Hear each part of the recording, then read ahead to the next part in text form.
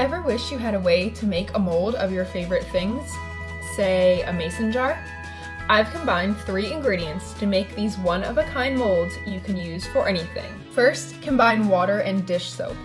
I used a 1:10 ratio favoring the dish soap.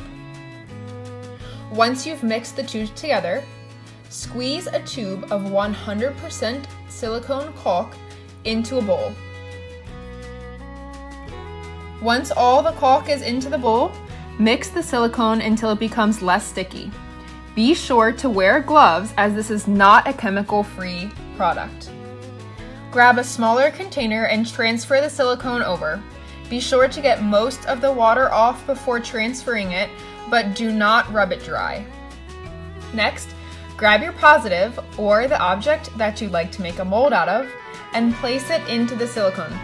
Push down so it gets stuck but does not completely touch the bottom and break through the silicone.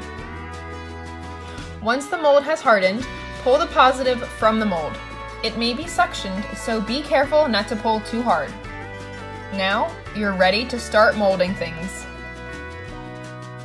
I first used the mold by pouring melted wax over a double boiler into the mold.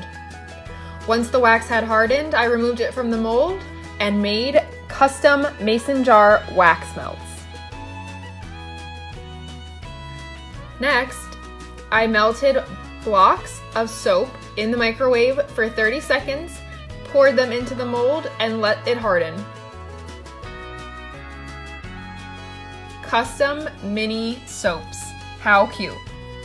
And finally, I took a couple broken crayons and broke them into even smaller pieces and put them into the mold. I threw them into the oven at 350 degrees for about 15 minutes. Once the crayons had completely melted and cooled, voila, a custom mason jar crayon.